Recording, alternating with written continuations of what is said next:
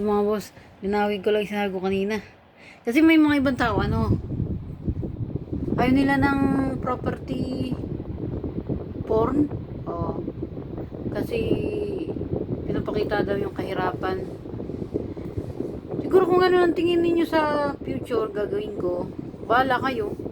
Kasi para sa akin, kasi kami ay Chester, bukas din namin yan.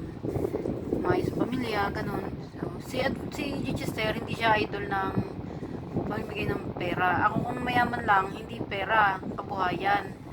Kaso, hindi pa, sana, millionaire na sa ngayon, hindi pa naman. So, nag-iipon. Kabuhayan talaga, gusto ko ipamigay. Kung nang tingin ninyo, property porn. At saka hindi, aminado naman ako. May halo kasi itong, tungkol kasi ito talaga kay God. Kaya boring talaga. Okay lang. Hindi ko man, naasahan ko na yan. Matagal yan mabubo. Tsaka makaunti pa yung magsusubscribe.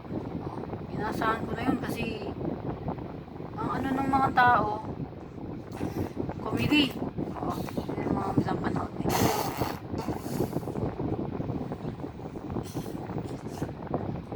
Tapos,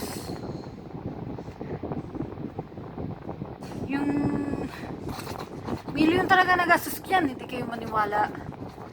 Milyon. Dahil nung bata pa lang naman kami, tumutulong na kami.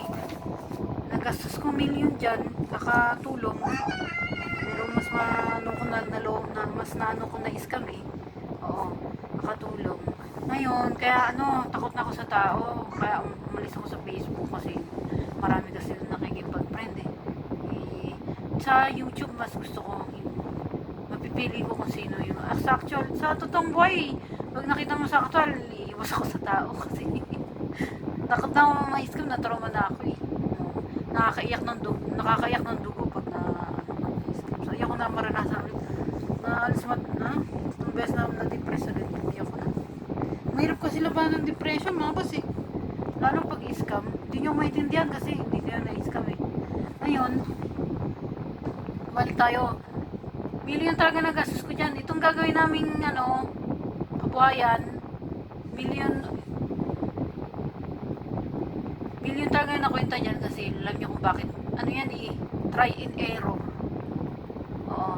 Pero itong na-perfect na siya, abangan nyo na lang mga boss kasi invento nga kasi nga inventor ako. Kaya tagang milyon nagastos ko.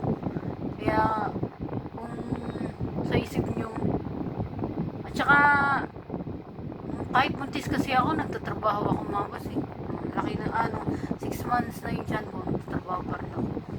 Tapos yun, lahat yun na pinagtrabaho ko na scam lang. Akala ko naman, sabi ko, kalahati yung tutulong sa charity. Wala ganun talaga. Alam nyo na, kapwa natin Pinoy. Kaya ngayon din ako nakikipag-usap sa tao, pag nakita mo sa actual, tatakbo ako.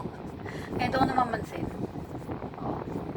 Pag nakita mo ako, usahan mo na, hindi kita, baka matakot pa ako sa'yo.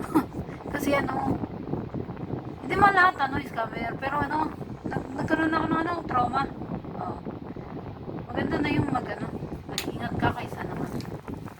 Ayoko lang kasi may scam ulit, yun lang yun. Kasi hindi mo makahusti siya wala. Lumapit na kami ganyan ito po. Walay naman.